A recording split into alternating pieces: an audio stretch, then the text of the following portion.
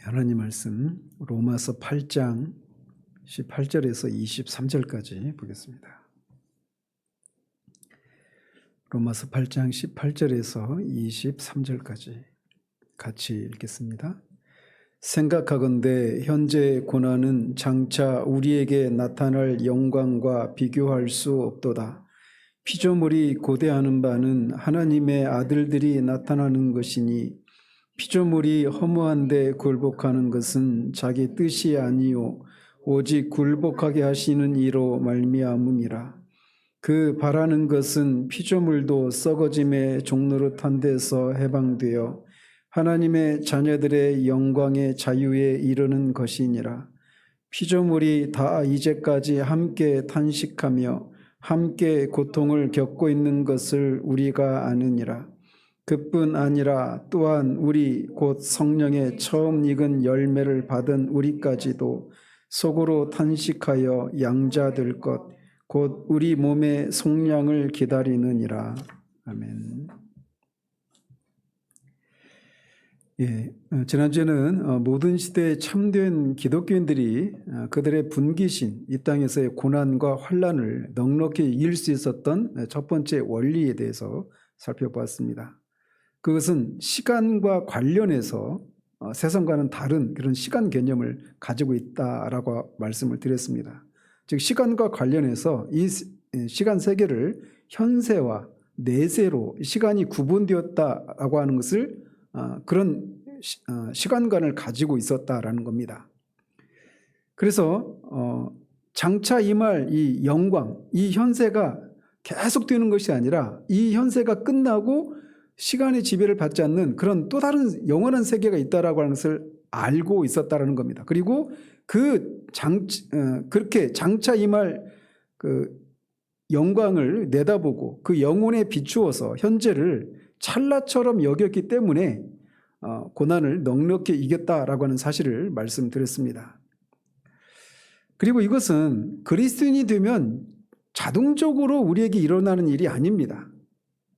즉 사도가 말하고 있는 것처럼 생각하건대 라고 말하고 있는 것처럼 우리가 적극적으로 장차 우리에게 나타날 영광에 대해서 생각하고 바라고 그것을 현재의 고난과 비교해보는 이런 것을 통해서 현재의 고난을 이길 수 있다라고 말씀을 드렸습니다. 그렇게 한 결과가 뭐냐? 현재의 고난이 장차 우리에게 임할 영광과 비교할 수 없게 그렇게 가볍게 느껴져서 현재의 고난을 넉넉히 이길 수 있다. 이런 취지로 사도가 말을 하고 있다는 겁니다. 자, 계속해서 이어가면 여기서 비교할 수 없도다라고 하는 이 말을 우리가 생각해 보고자 합니다. 비교할 수 없다라고 할 때 여기서 사도는 크게 두 가지 측면에서 얘기를 하고 있습니다. 첫 번째는 가치에 있어서 비교할 수 없다 이런 취지로 말을 하고 있는 겁니다. 뭐와 뭐 사이에? 둘을 비교할 때 어떤 것이 가치에 있어서 비교할 수가 없다 이렇게 말을 하고 있는 거예요. 그래서 현재의 고난이라고 하는 것과 장차 임하게 될 영광 이 두 가지를 비교한 결과 현재의 고난이라고 하는 것이 그렇게 큰 가치가 있는 것이 아니다. 이거를 사도가 깨달았다라는 것입니다. 예를 들어서 어린아이가 시온이는 지금 이제 커서 그렇지는 않겠지만 어린아이들이 집에 있는 장난감을 가지고 잘 놀고 있었어요. 아무 불평도 없고 그냥 그것으로 충분히 만족스럽게 생각하면서 장난감 가지고 잘 놀고 있습니다. 근데 이제 언제 문제가 생깁니까? 이웃집 아이가 더 좋은 장난감을 가지고 오면 갑자기 자기 장난감이 초라해 보이고 좀 하잘것없이 그렇게 느껴져서 불평이 생기는 거란 말이에요. 그래서 현재의 고난과 장차 임할 영광을 서로 비교해 보면 현재의 고난에 부여했던 이런 가치 이것이 급격히 떨어지게 된다라는 겁니다. 사도가 지금 그 원리를 우리에게 말해주고 있는 거예요. 그래서 비교할 수 없다라고 말할 때 사도가 의미하는 것 중에 하나가 바로 이것입니다. 그리고 이게 존 오웬이 영적 사고방식에서 말했던 원리가 바로 이것입니다. 장차 임할 영광, 그 하나님의 영광, 그리스도의 영광, 우리가 누리게 될 그 영광을 비교해 보면 이 세상에 있는 것들이라고 하는 것이 다 잘 것 없는 것처럼 느껴져서 이 세상의 유혹도 이기고 죄도 이기고 더 나아가서 현재의 고난도 그렇게 우리의 마음을 다 사로잡고 이것이 마치 우리의 삶의 전체 삶 가운데 계속 지속될 것처럼 여겨져서 우리가 숨을 쉴 수 없을 것처럼 여겨지는 이런 일이 일어나지 않게 된다라고 말하고 있는 거예요.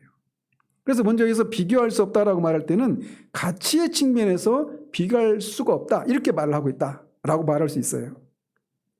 또 하나 사도가 여기서 비교할 수 없다라고 말할 때 이거는 무게와 관련해서도 생각해 볼 수 있는 개념입니다.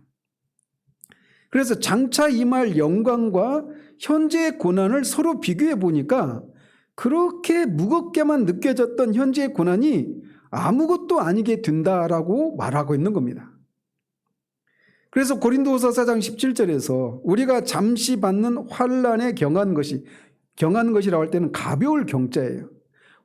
지금 우리가 겪고 있는 현재의 고난이 가볍다라고 말하고 있는 거예요. 근데 그것이 왜 그러냐면 지극히 크고 영원한 영광에 중한 것, 무거운 것을 우리에게 이루게 함이니라고 말하고 있는 겁니다.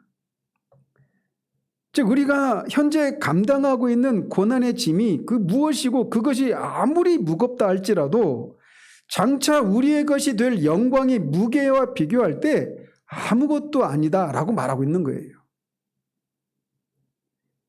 이것이 현재의 고난을 겪고 있는 사람을 위로하는 기독교만의 전형적인 방식입니다. 그리고 이 지점이 세상의 방식과 다른 지점이기도 합니다. 세상은 우리 등이 휠것같이 무거운 그런 어떤 짐을 지고 가고 고통을 겪고 있을 때 세상이 하는 말은 이런 것입니다. cheer up, 영어로 cheer up 하죠. 힘을 내라, come on 얘기하면서 움츠러들지 말아라. 얼마 있으면 일이 잘 될 것이다 라고 말을 할 뿐입니다. 그러나 그런 응원과 위로와 격려는 실제로 그 짐을 지고 있는 고통을 겪는 우리에게 실제적인 도움이 되지는 않아요. 이것은 우리의 고통의 문제를, 이런 방식은 그냥 우리의 고통의 문제를 가볍게 취급하는 것에 불과합니다. 그리고 이것은 이단들이 취하는 방식이기도 합니다. 그들은 고난의 무게를 실제보다 가볍게 느끼게 하려고 애를 쓸 뿐인 거예요. 우리의 감각을 무뎌지게 만들어서 고난이 주는 고통의 무게를 덜 느끼게 하려고 할 뿐입니다.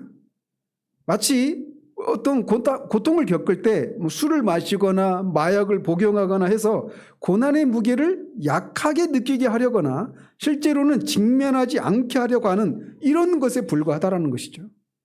세상이 고난을 겪고 있는 사람들을 향해서 주는 처방은 다 이런 류의 것이다라고 말할 수 있어요. 종류는 다를지 몰라도. 그런데 세상은 마치 이런 것이 기독교가 고난을 겪는 사람들을 대하는 방식이다 이렇게 오해를 해서 기독교를 인민의 아편이다 이렇게 비난을 합니다. 그러나 이것은 결코 기독교 신앙이 아닙니다. 물론 여전히 기독교 내에서도 고난의 문제를 이런 식으로 처리하려고 하는 잘못된 그런 그룹들이 있어요. 그렇지만 그것은 그들이 기독교를 잘못 나타내고 있을 뿐입니다. 그런 사람들은 여기서 이 순전한 기독교를 가르치는 사도와 전적으로 같지 않은 그런 모습을 드러내고 있을 뿐이에요. 즉 기독교는 세상이 말하는 것처럼 인민의 아편과 같은, 그래서 고통의 문제를 경감시키려고 하거나 실제적으로 고통의 문제를 넉넉히 이긴다라고 말하는 이런 사도와는 다른 그런 처방을 내리고 있을 뿐이라는 것입니다. 사도 바울이 이것을 고난을 직면하는 이 문제를 가르치는 방식을 한번 잘 살펴보십시오. 여기서뿐만 아니라 다른 서신들에서도 사도는 고난의 무게를 가볍게 만들지 않습니다. 그는 고난이 매우 깊고 무겁다는 것을 충분히 인정을 합니다. 사도는 고난 그 자체가 아무것도 아니라고 말하지 않고 있어요. 고난을 있는 그대로 인식하지 못하도록 어떤 마약과 같은 것을 제공하고 있는 것도 아닙니다. 사도는 누구보다도 고난이 무엇인지를 잘 알았던 사람이었습니다. 그리고 그는 그가 겪은 숱한 고난을 그 자체로도 아무것도 아니라고 말하지도 않아요. 고난은 언제나 고통스러운 것입니다. 그는 고난은 그 자체 무게를 가벼운 것이다 이렇게 말하고 있지 않아요. 예를 들어서 나중에 한번 집에 가서도 한번 살펴보십시오. 고린도서 4장 7절 이하를 한번 잘 읽어보시면 바울이 자기가 당했거나 당하고 있는 무서운 고난으로부터 어떤 사실을 뺀다든가 또는 그것을 아무것도 아닌 것처럼 그렇게 만들고 있지 않다라고 하는 것을 여러분이 발견하게 될 것입니다. 그는 자신이 겪는 고통을 이런 식으로 묘사해요. 사방으로 우겨싸움을 당하고 있는 것 같다. 답답한 일을 당했다. 박해를 받고 거꾸로 때림을 당하고 항상 예수의 죽음을 몸에 짊어지고 있고 항상 예수를 위하여 죽음에 넘겨지는 삶을 살고 있다라고 말합니다. 그는 자신이 그 겪는 고통의 문제를 결코 아무것도 아니다 이렇게 말하고 있지 않아요. 고통은 그가 겪는 이 고난, 이 고통의 문제를 그는 정직하게 사실적으로 인식을 하고 있는 겁니다. 그래서 사방으로 우겨싸움을 당한 것 같고 답답하고 죽을 지경에 빠졌다라고 말하는 이런 고통을 실제로 바르게 인식을 하고 있어요. 현실적으로 말이죠. 그리고 고린도후서 11장이나 12장에서도 우리는 사도가 고난의 문제를 그렇게 묘사하고 있는 것을 우리가 보게 됩니다. 잠깐 그 고린도후서 11장 23절 28절까지 보면 사도가 어떤 고난을 당했는지를 한번 들어보십시오. 내가 수고를 넘치도록 하고 옥에 갇히기도 더 많이 하고 매도 수없이 맞고 여러 번 죽을 뻔하였으니 유대인들에게 40에서 하나 감한매를 5번 맞았으며 3번 태장으로 맞고 1번 돌로 맞고 3번 파선하고 일주야를 깊은 바다에서 지냈으며 여러 번 여행하면서 강의 위험과 강도의 위험과 동족의 위험과 이방인의 위험과 신의 위험과 광야의 위험과 바다의 위험과 거짓 형제 중의 위험을 당하고 또 수고하며 애쓰고 여러 번 자지 못하고 줄이며 목마르고 여러 번 굶고 춥고 헐벗었노라. 이 이외의 일은 고사하고 아직도 날마다 내 속에 눌리는 일이 있으니 곧 모든 교회를 위하여 염려하는 것이라 라고 말합니다. 사도가 겪은 이 고난은 이 중에서 우리가 하나만이라도 우리에게 임한다면 우리는 예수 믿는 거 정말 힘들어서 누가 믿겠냐라고 말하면서 왜 이런 일이 나한테 일어나는지라고 하면서 주님 앞에 원망과 불평을 쏟아낼 만한 그런 고난들을 그런 수도 없이 수십 가지를 열거하고 있습니다. 물리적인 그런 압박뿐만 아니라 교회를 위해서 교회 영적인 상황을 위해서 날마다 그 마음에 눌리는 일이 있다라고 말을 합니다. 그래서 이런 묘사들을 고난에 대한 사도의 이 묘사들을 보면 사도는 결코 고난의 이 성격을 아무것도 아니다 이런 식으로 묘사하려고 하지 않고 있어요. 고난을 있는 그대로 현실적으로 바르게 직시하고 있는 것을 우리가 보게 됩니다. 오히려 바울은 비록 고난이 그렇게 무겁고 무서운 것이긴 하지만 그것이 장차 나타날 영광에 비추어 볼 때 아무것도 아니라고 말하고 있는 것을 보게 되는 겁니다. 그러니까 고난 그 자체만 가지고 보면 무서운 거예요. 그러니까 순교를 당하는 사람들 그분들의 그 순교를 당할 정도로 그 순교 앞에서도 그런 당당한 그런 모습들만 우리가 생각하기 쉬운데 제가 몇 번 말씀드렸지 않습니까? 주기철 목사님도 일본 순사들이 밥을 먹고 있는데 신사참배를 반대하고 이런 것 때문에 수시로 감옥에 가서 추조당하고 감옥에 갇히기도 하고 그랬단 말이에요. 어느 날 밥을 먹고 있는데 일본 순사들이 와가지고 또 잡아가려고 하니까 이 순교하셨던 주기철 목사님이 그날은 집에 있는 그 기둥을 딱 붙잡고 안 떨어지려고, 안 잡혀가려고 이런 모습을 보인단 말입니다. 고난은 그 자체로 두려운 일이고 무거운 거예요. 사도는, 기독교는 결코 그 고난 자체를 아무것도 아니라고 그 무게를 경감시키거나 막 이런 식으로 얘기하지 않아요. 그 현실을 있는 그대로 말을 합니다. 그러나 그것이 장차 임할 영광과 비교해 보면 현재 고난이 가볍게 보여진다라고 말하면서 그 현재 고난을 넉넉히 이기는 이 방식을 제시하고 있다는 거예요. 그렇기 때문에 기독교는 결코 인민의 아편이다라고 한 이런 말이 성립이 되지 않는단 말입니다.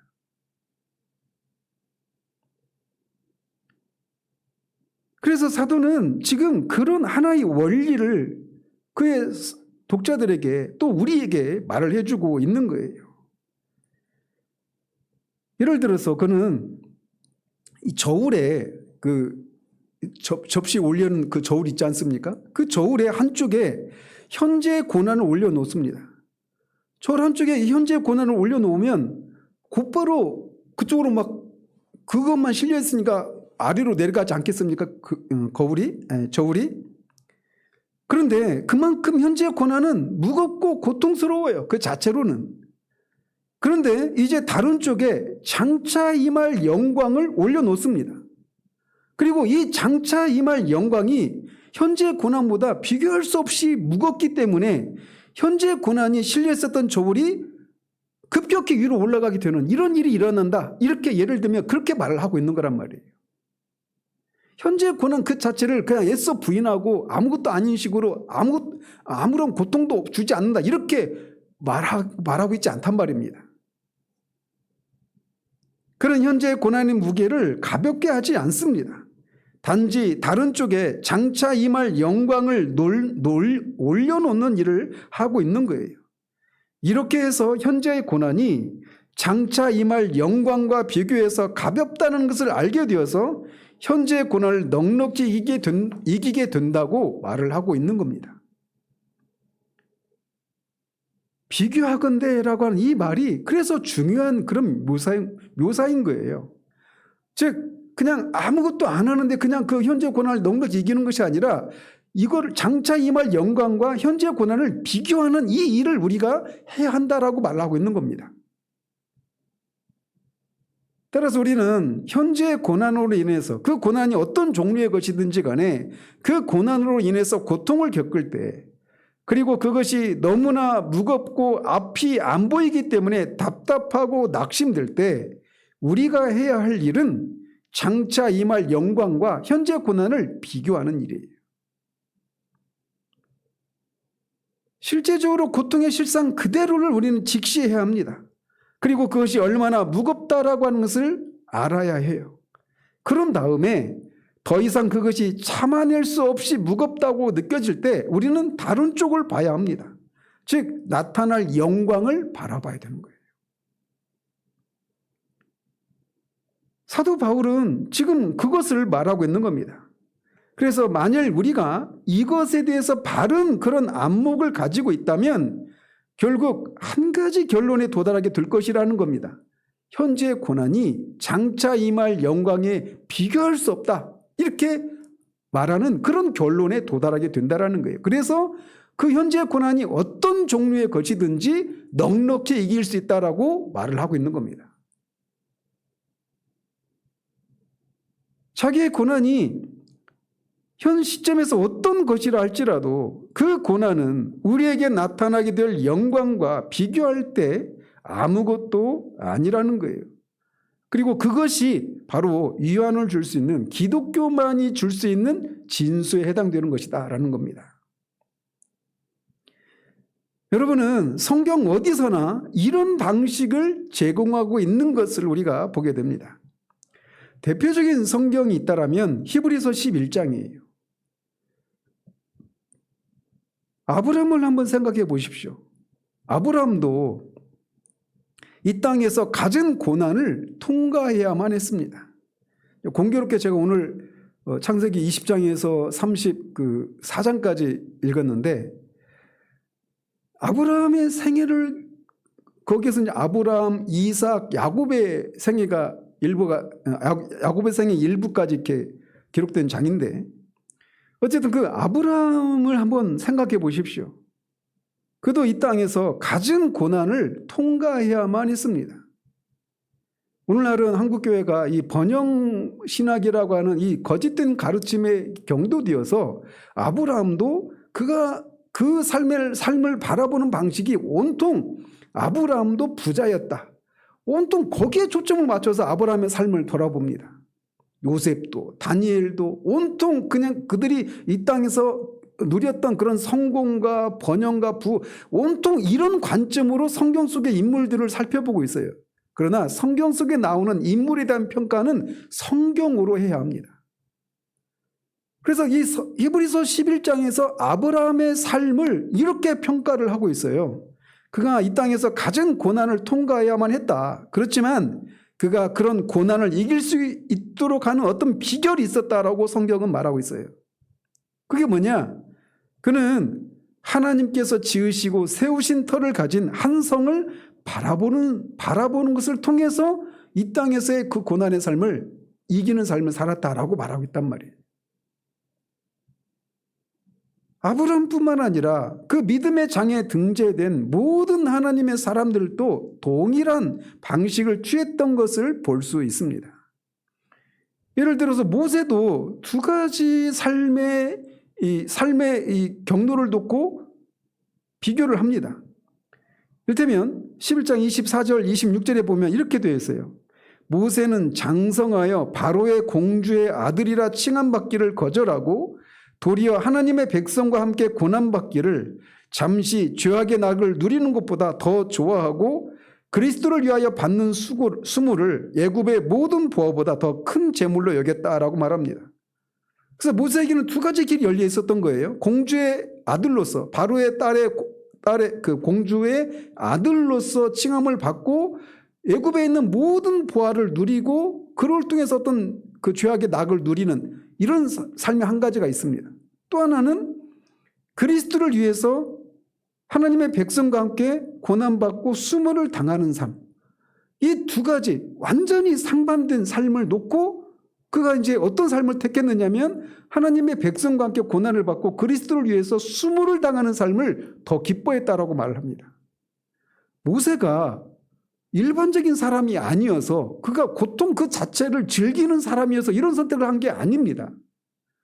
그가 그런 선택을 한 이유에 대해서 이렇게 말을 합니다. 이는 상주심을 바라봄이라 라고 말합니다. 즉 거기서 그가 말하는 상주심은 오늘날의 번영신학을 추구하는 사람들이 말하는 것처럼 여기 이 땅에서 하나님이 현세복을 주실 것을 바라고 그렇게 살았다고 말하고 있지 않아요.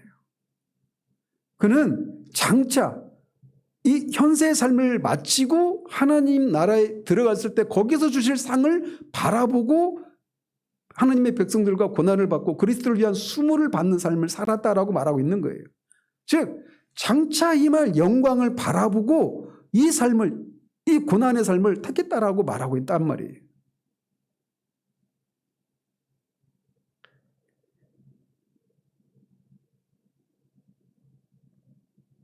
뿐만 아니라 이 믿음의 주이신 우리 주님이 바로 그런 삶을 사셨다라고 이어지는 12장 2절에서 말을 하고 있습니다. 믿음의 주요 또 온전하게 하시는 이인 예수를 바라보자. 그는 그 앞에 있는 기쁨을 위하여 십자가를 참으사 부끄러움을 개의치 아니하시더니 하나님 보좌 우편에 앉으셨느니라. 믿음의 주이신 우리 주님이 이 땅의 삶을 그렇게 사셨다라는 겁니다. 십자가의 그 고난, 겟세마네 동산에서 그런 고통과 그 고뇌와 십자가의 수치와 고난을 질 수 있도록 한 것이 뭐냐면 그 앞에 있는 기쁨이었어요. 그 앞에 있는 즐거움이었습니다. 그것을 바라봄으로 현재의 고난을 이길 수 있었다는 겁니다. 주님은 자신이 지려고 하는 그 짐이 무엇인가를 너무나 잘 아셨습니다. 그러나 그 앞에 있는 즐거움에 비추어서 현재의 고난을 참으실 수 있었던 것입니다. 사도 바울이 여기서 우리 그리스도인들이 똑같은 방식으로 세상을 살아가야 된다고 말을 하고 있는 거예요. 우리 주님이 그렇고 모든 하나님의 사람들이 이 땅을 지났던 삶의 방식이 이거였습니다. 그들은 발견하지 못했던 어떤 지혜로운 신앙의 길이 있음을 우리 시대의 사람들이 새롭게 발견해서 그들이 살지 못했던, 심지어 주님도 발견하지 못했던 어떤 지혜로운 삶이 우리에게 있는 게 아니란 말입니다. 우리는 주님이 사셨던 삶 이상의 것을 살아낼 수가 없어요. 그리고 그 방법 외에는 다른 길이 없습니다.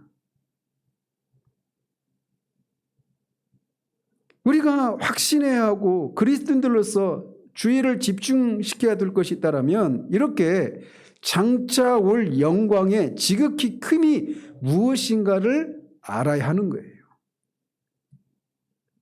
이것은 사활을 좌우하는 교리입니다. 그리고 이런 방식으로라야만 현재의 고난을 넉넉히 이기게 되는 삶을 살 수 있는 겁니다. 이 방법 이외에는 없는 거예요. 우리말 성경은 18절에 있는 이 한 단어를 번역을 생략했는데 18절의 원문에 보면 왜냐하면 생각하건대 현재의 고난이 장차 우리에게 나타날 영광과 비교할 수 없기 때문이다 이렇게 말을 하고 있습니다. 또 19절도 왜냐하면 피조물이 고대하는 바는 이렇게 시작됩니다. 그래서 사도는 이 왜냐하면이라고 하는 접속사를 통해서 우리에게 장차 임할 영광이 얼마나 위대하고 큰가라고 하는 것을 말해주고 있어요. 만약 우리가 장차 임하게 될 영광이 얼마나 위대하고 큰가에 대한 어떤 희미한 그림자만이라도 가지고 있다면 지금 우리가 고통받고 있는 모든 문제들을 그 장차 임할 영광과 비교할 때 그 모든 고난이 아무것도 아니게 여기도록 만들어준다라고 말하고 있는 겁니다. 그래서 장차 임할 영광의 위대함을 바라보는 것, 그것이 현재의 고난을 이길 수 있는 실제적인 능력을 제공하는 거예요.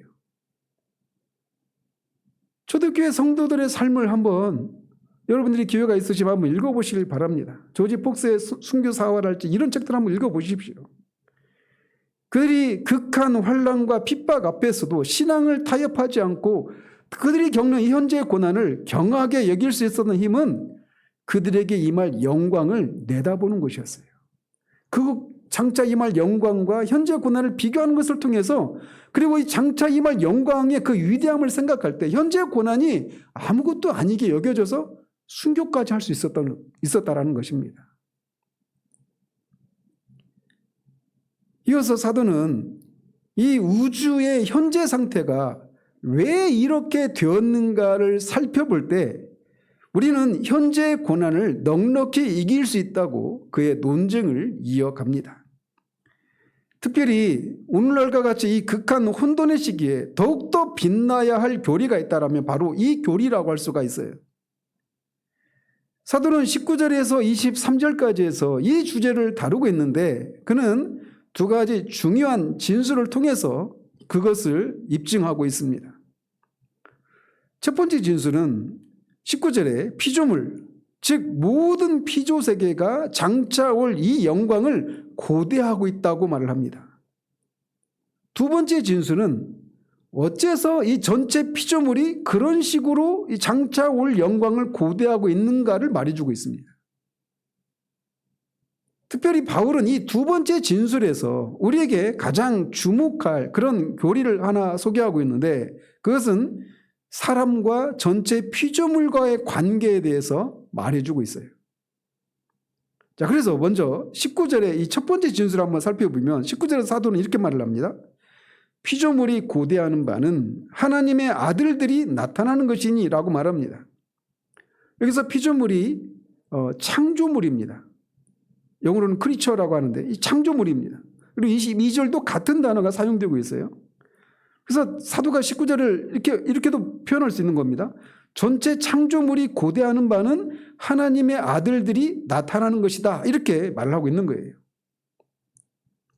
자, 그럼 여기서 전체 창조물이 고대하는 바는 하나님의 아들들이 나타나는 것이 이렇게 말하는데, 여기서 우리가 주목해야 될 하나의 표현이 있는데 그게 뭐냐면 고대하다라고 하는 동사예요. 이 고대한다라고 하는 게 뭐냐면 마치 목을 길게 빼고 열렬히 무엇인가를 기다리는 이런 모습이 고대하는 겁니다. 사도는 이런 표현을 통해서 전체 창조물이 얼마나 하나님의 아들들이 나타나기를 열망하고 있는가를 생생하게 표현하고 있는 겁니다. 그냥 한번 흘끗 그냥 오나 안 오나 그렇게 바라보는 것이 아니라 그게 올 때까지 계속 한 곳을 주시하면서 그렇게 목을 빼고 그렇게 열렬히 기다리는 모습을 고대하고 있다, 이렇게 표현하고 있는 거예요. 나중에 살펴보겠지만 하나님의 아들들이 나타난다라고 하는 것은 결국 온 우주가 궁극적인 영광의 상태에 도래할 때를 가리키는 겁니다. 사도가 지금 전체 창조물이 그렇게 될 때를 열렬히 목을 빼고 그렇게 기다리고 있다, 이렇게 말하고 있는 거예요. 자, 그런데 먼저 우리가 주의해야 될 게, 여기서 말하는 창조물 안에는 어떤 존재들이 포함되는가에 대해서 우리가 먼저 생각을 해봐야 됩니다. 먼저 모든 피조물이 하나님의 아들들이 나타나기를 고대하고 있다라고 말할 때 그 피조물, 창조물 안에는 선한 천사가 고대하고 있다, 이런 것을 말하고 있지 않아요. 선한 천사가 하나님의 아들들이 나타날 것을 고대하고 있다, 이렇게 말하고 있지 않단 말이에요. 왜냐하면 만약에 선한 천사들이 하나님의 아들들이 나타날 것을 고대한다, 이렇게 말을 한다면 20절에 있는 것과 상충이 됐기 때문에 그렇습니다. 20절에서 말하고 있는 것은 피조물이 어떻게 하고 있다고 합니까? 허무한데 복종하고 있다, 굴복하고 있다, 이렇게 말하고 있죠. 그런데 선한 천사들은 허무한데 굴복하고 있지 않습니다. 그렇죠? 또 22절에서는 피조물이 탄식하고 함께 고통을 겪고 있다, 이렇게 말하는데 선한 천사들에게는 이건 역시 해당이 되지 않아요. 그렇기 때문에 하나님의 아들들이 나타나기를 고대하는 창조물 안에는 선한 천사들이 포함이 되지 않습니다. 또 마찬가지로 여기서 말하는 하나님의 아들들이 나타나기를 고대하는 피조물 안에는 타락한 천사들도 포함되지 않습니다. 왜 그럴까요? 타락한 천사들은 하나님의 아들들이 나타나는 이 영광의 날이 도래하는 것은 그들에게는 어떤 날입니까?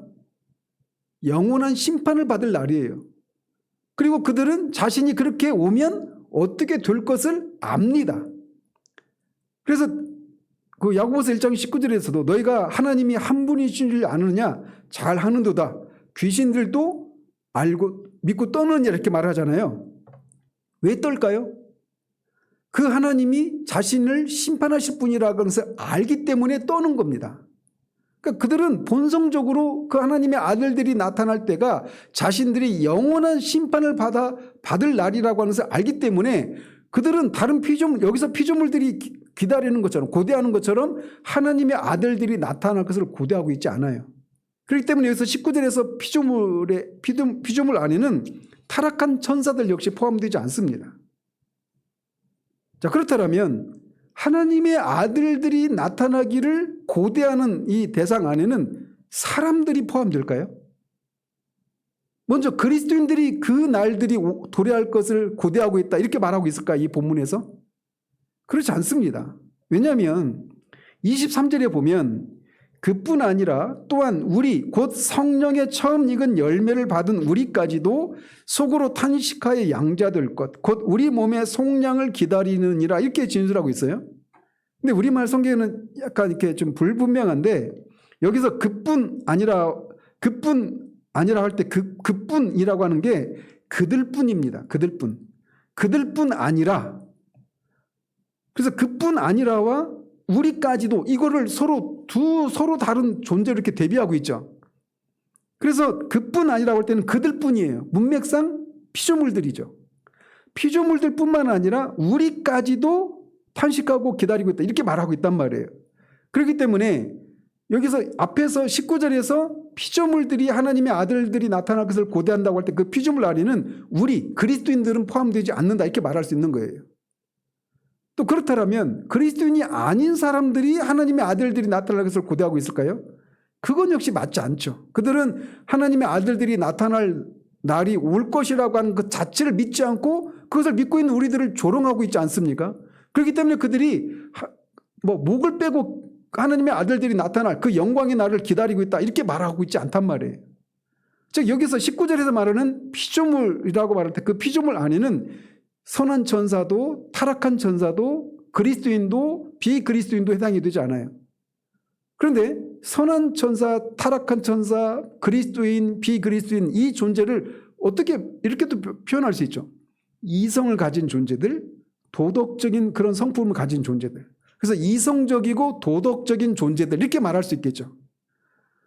이성을 가지고 있고 도덕적인 성품을 가진 이성적이고 도덕적인 존재들이 목을 빼고 하나님의 아들들이 나타날 것을 기다리고 있다. 이걸 말하는 게 아니라는 거예요. 그러면 피조물들 안에 이성적이고 도덕적이지 않은 피조물들은 어떤 것이 있을까요? 비이성적이고 물질적인 존재들이겠죠. 그러니까 여기서 19절에서 피조물이 고대하는 것은 하나님의 아들들이 나타나는 것이니 이렇게 말할 때 거기서 말하는 피조물에는 천사, 타락한 천사, 선한 천사, 그리스도인, 비그리스도인을 제외한 모든 피조물을 가리키는 겁니다. 그리고 그 피조물들은 비이성적인 존재들이에요. 그러니까 해와 달과 별과 이런 어떤 무기물들이든지 또는 식물이나 동물과 같은 그런 존재들, 이런 것을 가리키는 겁니다. 그리고 그렇기 때문에 결국은 사도가 이렇게 이런 존재들은 그 인격을 가지는 존재가 아니잖아요. 성경적인 개념으로. 그래서 의인화를 통해서 의인법을 사용해서 이렇게 피조물들이 기다리고 있다. 이렇게 말을 하고 있는 겁니다.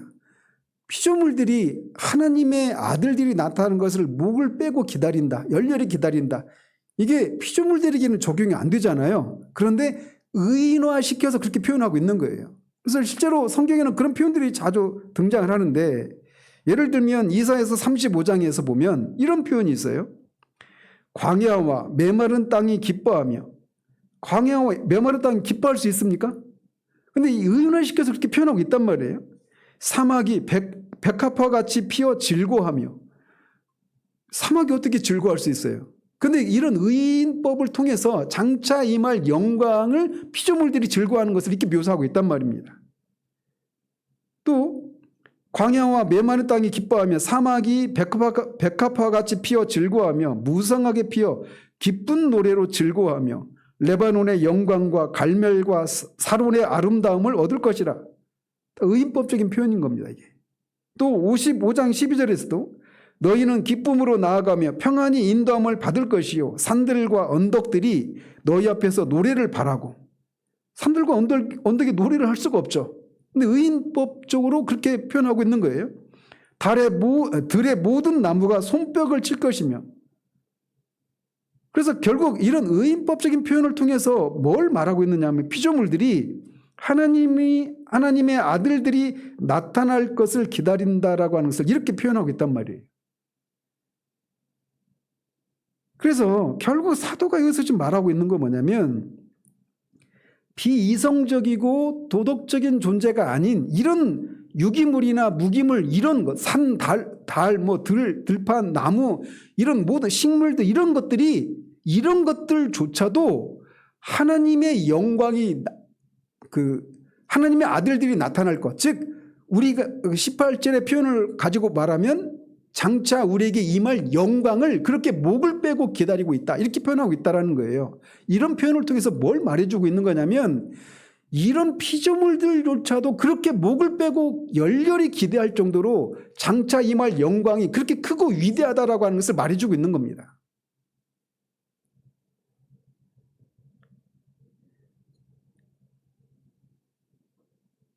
그리고 바울은 사실상 피조물이 하나님의 아들들이 나타나는 것을 기다린다라고 말함으로써 이렇게 장차 임할 영광의 위대함을 말하고 있는 거예요. 그리고 하나님의 아들들이 나타난다라고 하는 것은 다른 말로 말하면 나타난다라고 하는 것이 전시될 것이다 이렇게도 말할 수가 있는 겁니다. 즉 하나님께서 구원을 통해서 우리 안에 행하신 일들을 이제 전시하실 것이라는 거예요. 우리가 그리스도와 함께 우리의 영광을 입고 나타나게 될 때 그렇게 전시품이 될 것이다 이런 식으로 말을 하고 있는 겁니다. 저는 저의 연약함을 볼 때마다 이것을 생각합니다. 그리고 이것은 반드시 이루어집니다. 저가 남들과 다른 사람이어서가 아니라 저가 저여서가 아니라 하나님이시기 때문에 이 일이 반드시 이루어지는 거예요.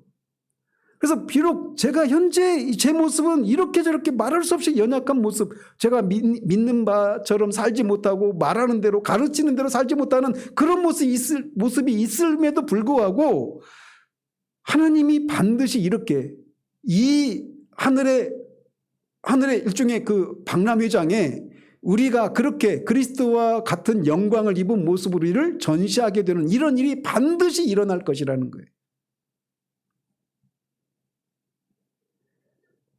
그런데 사도가 모든 피조물이 이 위대한 사건을 기다리고 있다, 목을 빼고 기다리고 있다고 말하고 있는 겁니다. 사도의 마음의 중심에는 이 장차 올 영광의 이 특별한 국면이 그 마음의 중심에 자리하고 있는 것을 볼 수 있어요. 그의 논증은 이미 17절에서 시작이 되었습니다. 그와 함께 영광을 받기 위하여 고난도 함께 받아야 할 것이니라. 그는 항상 현재 받는 고난을 장차 받을 이 영광, 장차 임할 이 영광과 항상 연결되어서 사고하고 있는 것을 보게 되는 겁니다. 그래서 바울의 마음속에 우리의 영화가 가장 중요한 위치를 점하고 있는 것을 보게 돼요.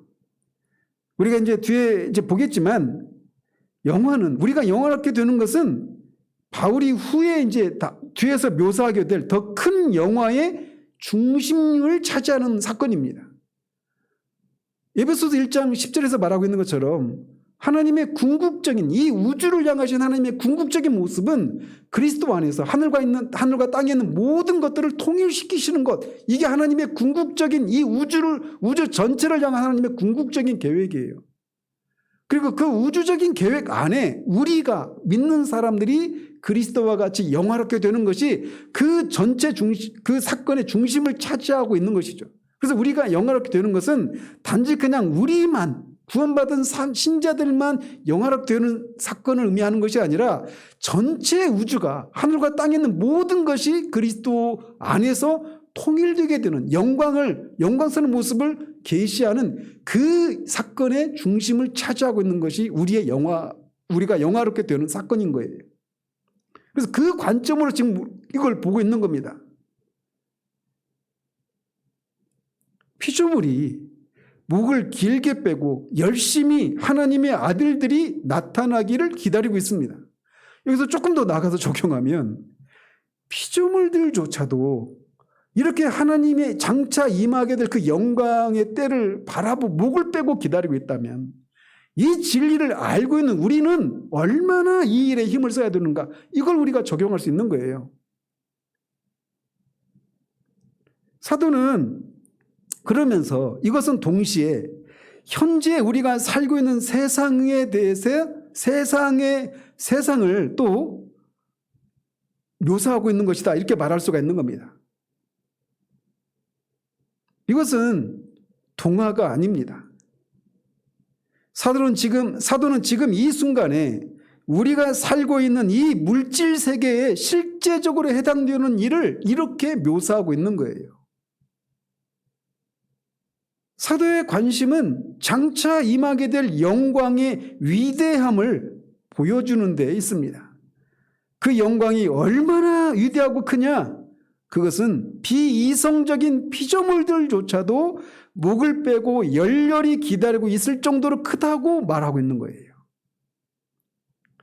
바로 그렇게 큰 영광을 현재의 고난이 올려진 저울의 다른 한쪽에 올려놓으면 현재의 고난이 작게 여겨진다라는 것입니다. 그렇다면 피조물은 왜 하나님의 아들들이 나타날 것, 즉 장차 임할 영광을 그렇게 목을 빼고 열렬히 기다리고 있을까요? 여기서 우리는 사도의 진술 속에서 더 주목할 만한 교리를 접하게 됩니다. 그것은 뭐냐? 피조물의 운명이 사람의 운명과 뗄래야 뗄 수 없는 관계를 갖고 있다는 거예요. 이것은 성경에서만 발견되는 그런 진리입니다. 즉 다른 말로 인간의 운명과 전체 우주의 운명은 뗄래야 뗄 수 없이 긴밀하게 연결되어 있다라고 말하고 있는 거예요. 그래서 이 세상 사람의 운명도 그 하나님의 궁극적인 그 목적을 향해 가고 있는 것처럼 이 우주 역시 그 궁극적인 영광의 때를 향해 지금 가고 있다는 겁니다. 그래서 이 두 운명이 같이 간다는 거예요. 자, 그런데 우리가 주의해야 될 것이 있는데 이것을 사도가 어떻게 진술하고 있는가라는 겁니다. 사도의 첫 번째 논지는 인간의 죄가 피조물이 현재 놓여져 있는 상태를 가져왔다고 말하고 있다는 거예요. 사도는 여기서 피조물이 짐승들과 새들, 꽃들, 우리가 눈에 보이는 그런 피조물에 대해서 알고 있는 이 모든 것을 지금 가리키고 있어요. 여기서 말하는 피조물이. 그런데 피조물이 이런 상태에 있게 된 것이 사람이 타락했기 때문이라고 말을 하고 있어요. 이런 상태가 어떤 상태냐? 20절에 보면 이렇게 말을 하고 있습니다. 사도는 피조물이 허무한데 굴복한다고 말하고 있어요. 여기서 말하는 허무한데라고 하는 것은 쓸데없는 것 또는 그 역할을 해내지 못하는 어떤 것, 헛된 것, 텅 빈 것, 원래 목적에 미달한 그런 것, 이런 것들을 가리키는 겁니다. 원래 새가 있다면 새가 원래 창조되었을 때 그 목적이 있는데 그 목적에 이르지 못하는 상태로 있다라고 하는 것을 허무한데 굴복한다 이렇게 말하고 있다는 거예요. 모기도 마찬가지예요. 모기가 왜 사람이 피를 빨기만 하느냐? 원래 창조되었을 때는 우리는 모르지만 타락하기 전에는 모기가 그렇지 않았을 거라고 우리가 거꾸로 유추해 될 수 있는 겁니다. 이런 원리에 따르면. 어쨌든 바울은 지금 피조물 전체에 대해서 말하고 있는 겁니다. 해와 달과 별과 이 안에 있는 식물과 모든 동물의 상태가 허무한데 굴복하고 있다 이렇게 말하고 있는 거예요. 그는 이 말을 통해서 지금 사도가 말하고 있는 건 피조물은 지금 우리가 보고 있는 이 모든 피조물은 원래 의도된 대로의 기능을 지금 성취하지 못하고 있다라고 하는 것을 말해주고 있는 겁니다. 피조물은 원래 그것이 창조될 때 뜻했던 목적했던 그 수준에까지 이르지 못했다라고 말하고 있는 겁니다. 그 피조물 속에는 멸망한 것 같이 보이고 결국은 모든 것을 무익하거나 쓸데없는 것으로 떨어지게 만드는 어떤 것이 있다라고 말하고 있는 거예요.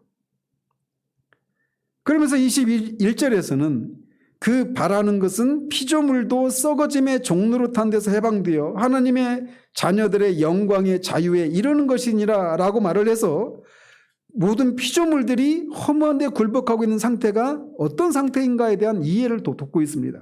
허무한데 굴복한다 이 말을 21절에서는 썩어짐의 종로로 탄 데 가운데 있다 이렇게 말하고 있는 거예요. 그래서 모든 피조물이 썩어진 상태에 있다 이렇게 말하고 있는 겁니다. 아니 여러분이 오늘 또 보시다가 막 그 나무나 이런 막 그 산이나 이런 거 보고 그걸 보고 막 그 하나님이 하신 그 작품에 대해서 감탄할 만한 그런 여유를 가지셨는지 모르겠지만 우리가 좀 마음의 여유를 가지고 산이나 강이나 들로 이게 최주산이 가끔씩 그 천체 망원경으로 딱 그 보면 와 그런 감탄이 쏟아나지 않습니까?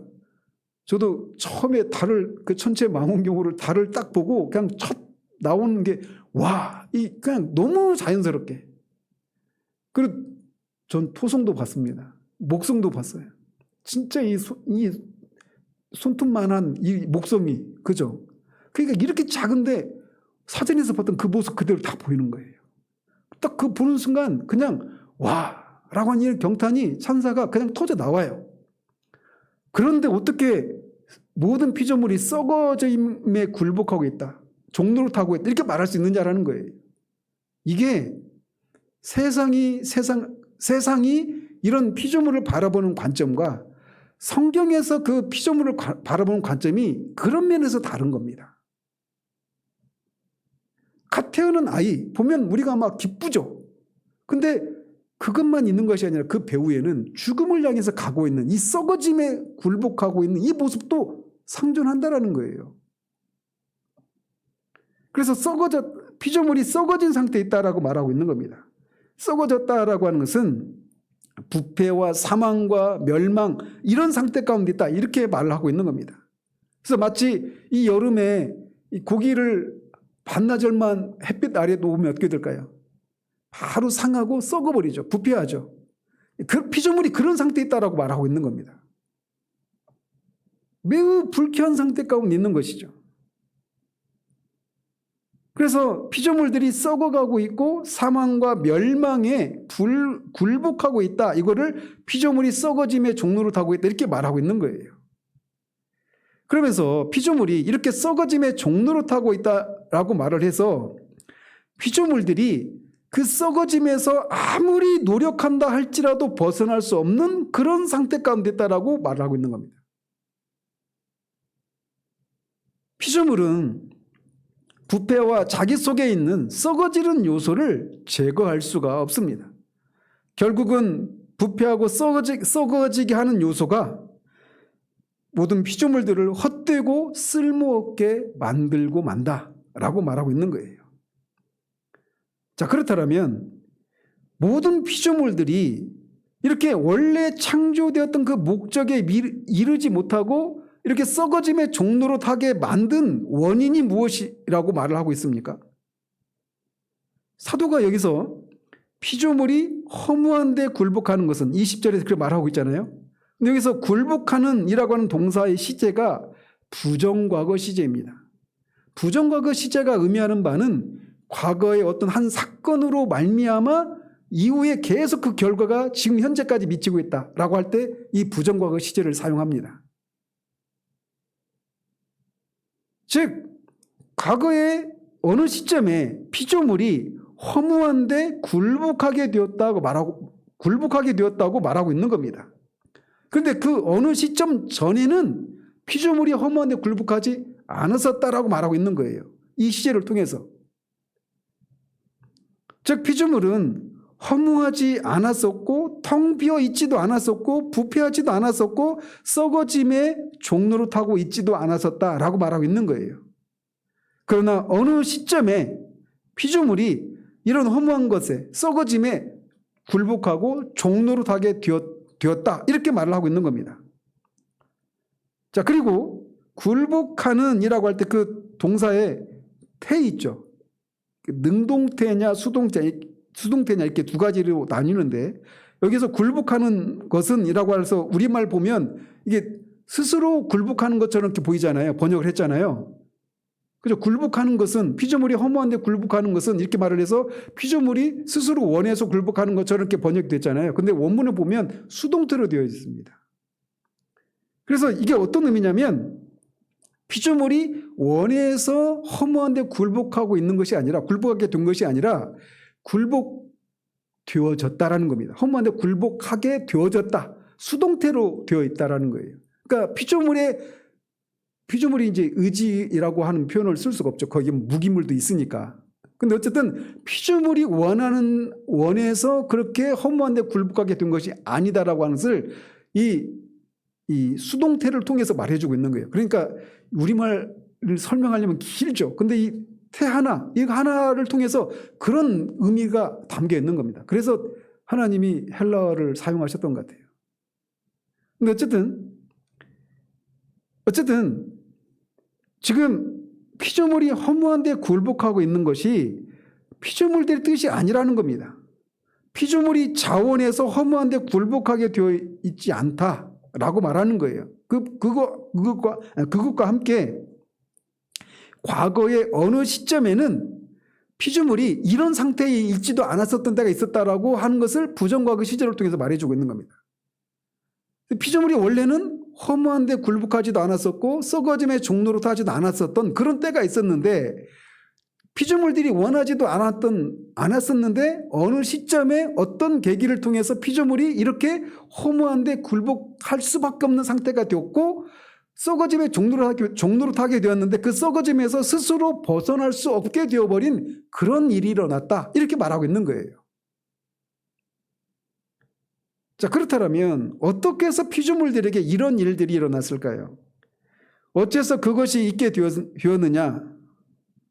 라고 말할 때 사도의 대답은 이렇습니다. 피조물이 허무한 데 굴복하는 것은 자기 뜻이 아니요 오직 굴복하게 하시는 이로 말미암음이라 이렇게 말합니다. 그래서 아까 굴복하는 것은 이라고 말할 때 그게 수동태다 부정과거 시다 이런 말을 예수 또 풀어주고 있는 거죠. 자기 뜻이 아니요 오직 굴복하게 하시는 이로 말미암음이라. 자, 그렇다면 모든 피조물로 하여금 이 허무한 데 굴복하고 썩어짐의 종로로 타게 하신 이는 누구일까요? 이것은 분명히 사람은 아닙니다. 피조물들로 하여금 썩어짐의 종로로 타게 하는 것은 사람이 아니에요. 사람이 식물을 사서 꽃이나 나무나 이렇게 사면 그걸 막 썩어지게 하려고 삽니까? 어떻게 하든지 잘 키워보려고 하는 것이 사람이잖아요. 그래서 막 어떤 방부제도 주고 영양제도 주고 막 그렇지 않습니까? 그래서 여기서 썩어지게 하는 무슨 사람이 아니다라고 말할 수 있어요. 그러면 썩어지게 굴복하게 하는 이라고 할 때 그 존재가 마귀일까요? 마귀도 아닙니다. 마귀가 그랬다든지 또 마귀가 그런 능력, 모든 피조물들을 허무한 데 굴복시킬 만한 그런 능력이 있다라고 성경은 말하고 있잖아요. 그러면 여기서 말하는 굴복하게 하시는 이라고 할 때 그것은 무엇이냐? 이것에 대한 대답은 창세기 3장에서 찾을 수 있습니다. 그래서 창세기 3장의 선악을 알게 하는 나무의 열매를 따먹은 사건이 무엇을 의미하는지를 알면 현재 우리가 살고 있는 인간 세상에서 일어나고 있는 그 모든 썩어짐과 부패와 모순과 악과 고난과 이 모든 것들의 원인이 무엇인가를 알 수가 있는 거예요. 특별히 3장 14절에서 19절의 말씀 중에서 이제 거기에 중요한데 타락한 이후에 이제 그렇게 하나님께서 심판을 내리시는 그 장면이지 않습니까? 특별히 17절에서 19절에서 이 질문에 대한 답을 찾을 수가 있습니다. 아담에게 이르시되 네가 네 아내의 말을 듣고 내가 너에게 먹지 말라 한 나무의 열매를 먹었은즉 땅은 너로 말미암아 저주를 받고 너는 네 평생에 수고하여야 그 소산을 먹으리라. 땅이 너에게 가시덤불과 엉겅퀴를 낼 것이라. 네가 먹을 것은 밭의 채소인즉 네가 흙으로 돌아갈 때까지 얼굴에 땀을 흘려야 먹을 것을 먹으리니 네가 그것에서 취함을 입었음이라. 너는 흙이니 흙으로 돌아갈 것이니라 하시니라. 바로 여기서 말하고 있는 이것이 오늘날에 우리가 보고 있는 이 피조세계에서 벌어지고 있는 현상에 대한 유일한 설명이라는 겁니다. 즉 모든 피조물이 자신들도 원치 않는데 허무한 데 굴복하게 된 원인을 설명하고 있는 구절이 바로 이거예요. 땅과 피조물이 인간의 죄 때문에 저주를 받은 결과 모든 피조물이 허무한 데 굴복하고 썩어질 것에 종로로 타게 되었다라고 말하고 있는 겁니다. 이것은 엄청나게 중요한 사실입니다. 만약에 우리가 이것을 이 사실을 알지 못하거나 믿지 않는다면 우리는 지금 우리가 살고 있는 이 세상에서 벌어지고 있는 모든 피조물들에게서 발견되는 그런 것들에 대한 현상을 이해할 수가 없어요. 그리고 그런 현상에 대해서 어떤 처방도 내릴 수가 없게 되는 겁니다. 우리는 결코 하나님께서 세상을 만드셨을 때 우리가 지금 보고 있는 허무함과 썩어짐에 굴복하고 있지 않은 이 세상과 피조물을 본 적이 없습니다. 어떤 사람들은 아니 지금 우리가 보는 이 세상은 너무 아름답지 않습니까? 라고 말할 수 있어요. 이제 곧 여름 휴가 받으시면 어디 좋은 데로 막 놀러 가실 거 아니에요? 근데 가서 보시면 야 좋다 이런 얘기 하죠. 그런 요소가 있습니다. 그런 아름다운 요소가 여전히 남아 있어요. 인간의 죄로 인해서 피조물들이 저주를 받았음에도 불구하고 지금 우리가 보고 있는 이 세상과 피조물에는 아름다움이라는 요소가 분명히 있습니다. 그러나 우리가 지금 보고 있는 피조물이 비록 아름다운 요소가 있긴 하지만 이것들이 여전히 허무함과 썩어짐과 부패함에 굴복하고 있다는 겁니다. 아무리 아름다운 꽃도 떨어지고 나면 금방 썩고 말아요. 시들고 썩습니다. 아무리 아름다운 동물들, 늠름하고 막 그 용맹한 그런 사자들, 이를 보면 그렇게 멋있지만 나중에 사자들 죽을 때 그 모습 다큐들 보셨습니까?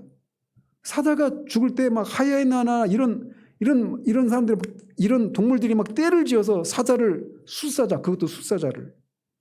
근데 결국은 다 물어뜯기고 죽고 맙니다. 지금 당장은 어떤 아름다움이 있죠. 근데 결국은 썩어짐과 허무함에 굴복하고 많은 그런 세상이라는 거, 그런 피조물이라는 겁니다. 그렇지만 피조물이 처음부터 이랬던 것은 아니라는 거예요. 인간이 타락하기 이전의 세상과 피조물의 상태에 대해서 우리는 상상으로만 유추할 수 있을 뿐입니다.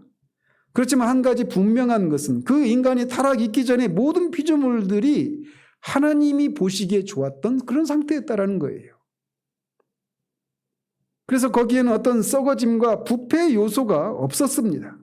거기에는 가시와 엉겅퀴가 없었어요. 그러나 인간의 타락과 함께 죄가 들어왔고 그 결과 모든 피조물이 썩어짐과 허무함에 굴복하게 되고 말았다라는 겁니다. 사람이 가장 큰 투쟁 중에 하나는 인생에 파고드는 이런 가시와 엉겅퀴를 제거하려고 하는 그런 투쟁이라고 할 수가 있어요. 사람은 언제나 무엇인가 자신이 원하는 것을 얻기 위해서는 이렇게 이마에 땀을 흘리고 엉겅퀴를 향해서 싸워야 되고 투쟁을 해야만 합니다. 왜 이런 일이 일어났느냐? 이게 인간이 타락한 결과, 하나님의 저주를 받은 결과라는 것입니다.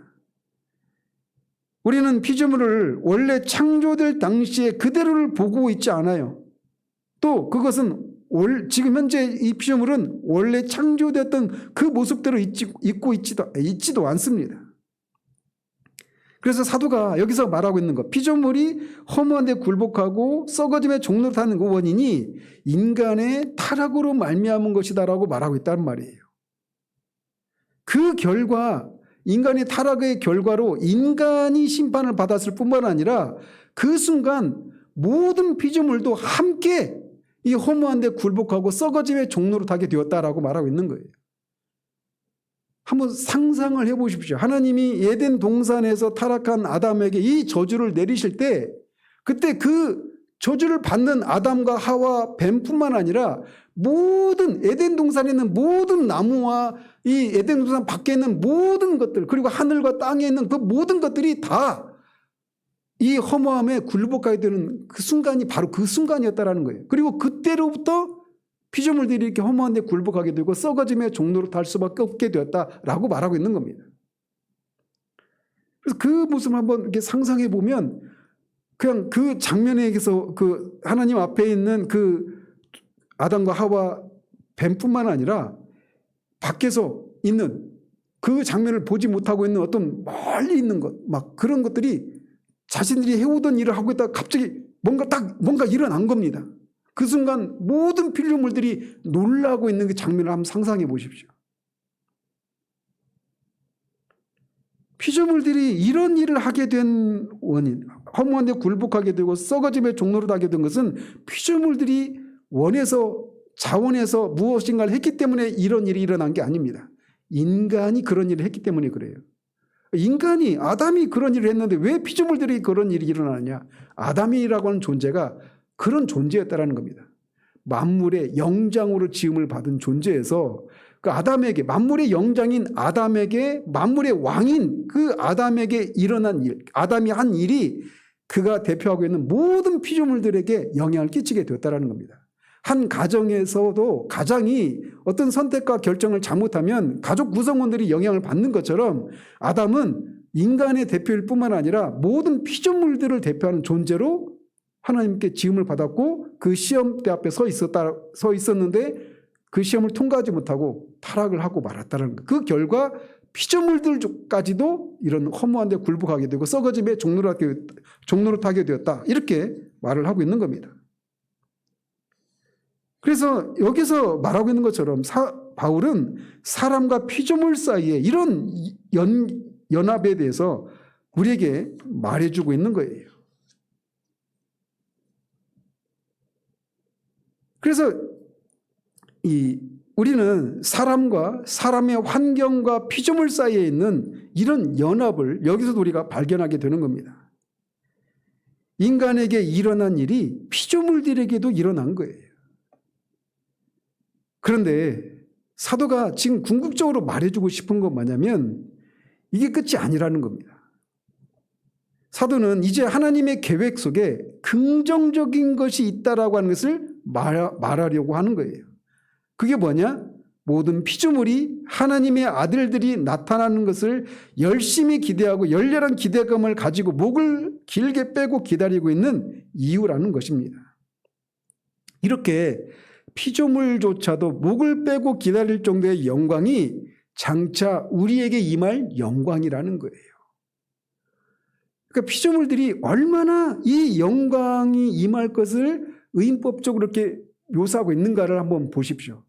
모든 피조물들이 해와 달과 수를 헤아릴 수 없이 많은 그런 별들과 수를 헤아릴 수 없는 그런 식물들과 동물들과 크고 작은 모든 동물들, 돌과 바람, 강, 바다, 산, 이 모든 것들이 이 영광을 지금 목을 빼고 기다리고 있다는 겁니다.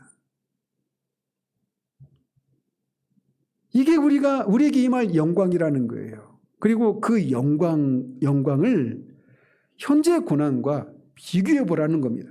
그러면 현재 고난을 넉넉히 이길 수 있다라는 거예요. 아까도 말씀드렸지만 저는 오늘 아침에 이 창세기를 읽으면서 지금으로부터 약 4,000년 전에 살았던 아브라함, 이삭, 야곱의 생애 이 부분을 읽으면서 그들이 겪었던 다양한 삶의 위기들마다 그들이 보이지 않는 하나님을 눈으로 보는 것처럼 여기고 그들의 삶에 닥친 다양한 위기를 지나는 모습에 제 마음에 막 그 뜨거운 무엇이 솟구치는 그런 체험을 했습니다. 오늘 제가 이 부분을 읽는데 아브라함, 이삭, 야곱이 겪었던 그 삶이 너무 실제적으로 다가오는 거예요. 그 아내를 잃었던 아브라함의 마음. 막 저희 아버지, 어머니를 떠나보낸 아버지가 이렇게 오버랩되면서 그 아브라함의 마음에 얼마나 그런 그 허탄함과 그런 외로움과 슬픔이 있었을까? 그가 무엇으로 그걸 이길 수 있었을까? 아내를 장사 지내면서 그가 그 슬픔을, 그 허탄함을 무엇으로 이길 수 있었을까? 그에게 히브리서에서 말하는 것처럼 장차 임할 그 영광을, 하나님이 지으신 그 성을 바라보는, 그것을 바라보는 것이 없었다라면 그 현세에서 겪는 그 슬픔을 무엇으로 이길 수 있었겠습니까?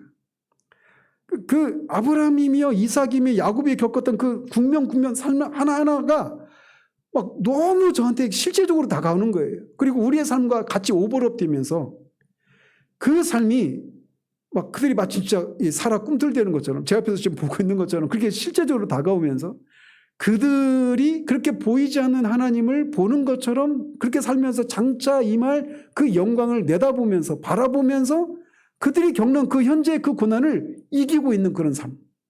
하나님이 궁극적인 목적을 이루기 위해서 아브라함이라는 사람, 이삭이라는 사람, 야곱이라는 사람, 그 아래 하갈도 있고 또 뭐 리브가도 있고 뭐 그런 여러 가지 여러 그 등장 인물들이 있지 않습니까? 근데 이 각자의 삶을 하나님이 궁극적인 큰 목적, 우주 역사의 끝에서 이룰 이 영광스럽고 위대한 그 사건을 완성하기 위해서 그 역사의 이 한 사람 한 사람을 역사의 그 등장인물로 등장시켜서 그들을 그 목적지를 향해서 가도록 하고 그 목적을 이루기 위해서 그들에게 주어진 그 삶 동안에 그들에게 주어진 그 역할들을 감당하도록 하시고 그 영광을 맞이할 수 있는 사람으로 빚어가시는 그런 일들을 그들을 향해서 하고 있는 그 하나님의 손길들이 막 저게 너무 절절하게 다가오는 거예요. 그 아브라함과 이삭과 야곱의 하나님이 예수 그리스도를 말미암아 우리의 하나님이시고 우리의 아버지십니다. 그들에게 그렇게 하셨던 하나님이 지금도 우리에게 그런 일을 하고 계셔요. 우리가 지금 여기서 겪고 있는 이 현재 고난이라고 하는 것이 그냥 우리가 성화되고 거룩해지고 주님의 성품을 닮아가는 것, 이것을 위해서 일어나는 것이지만 몇 주 전에 말씀드린 것처럼 이 영광을 위해서 우리를 준비시키는 과정 가운데서 이런 일들이 일어나고 있는 거예요. 그리고 이 일을 우리가 영화롭게 되는 이 일은 반드시 이루어집니다. 우리가 우리여서가 아니라 이 일을 시작하신 분이 하나님이시기 때문에 이 일은 반드시 이루어집니다. 그리고 이 영광의 유업을 우리가 이어받을 자로 우리를 선택하시고 부르신 하나님이 이 영광 우리가 받을 수 있도록 하나님의 능력으로 우리를 보호하십니다. 이게 그리스도인이에요.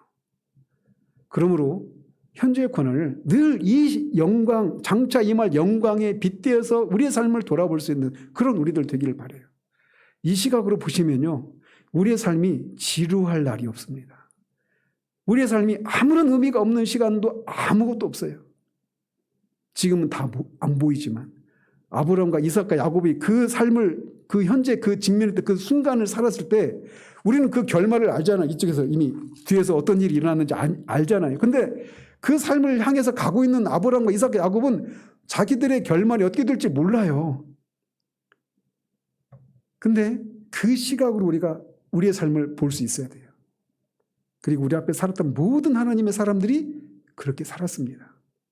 그래서 우리가 이 현재 우리에게 일어나는 이 고난의 문제를 장차 임할 이 영광이라고 하는 이 무거운 것과 비교해서 정말 이 현재의 고난을 넉넉히 이기는 그런 우리들 되기를 바랍니다. 기도하겠습니다. 하나님 아버지, 장차 임할 영광이 얼마나 무겁고 위대한가를 현재의 고난과 비교할 때 우리는 현재의 고난을 넉넉히 이길 수 있음을 다시금 일깨워 주심을 감사드립니다. 우리에게 임할 장차 임할 영광이 얼마나 위대한지에 대해서 사도는 모든 피조물이 그 영광이 임할 날을 목을 빼고 기다릴 정도로 그렇게 그 영광은 위대하고 크다라고 말을 하고 있습니다. 그리고 그 일은 반드시 이루어지고 그 우주적인 그 영광스러운 그 날 안에 우리의 삶도 있음을 우리가 기억하고 그 큰 것 앞에서 우리의 삶을 그 시각에 비추어서 바라봄으로 현재의 고난을 넉넉히 이기는 그것이 무엇인가를 실제로 살아내는 그런 우리들 되기를 원합니다. 예수 그리스도 이름으로 기도합니다. 아멘.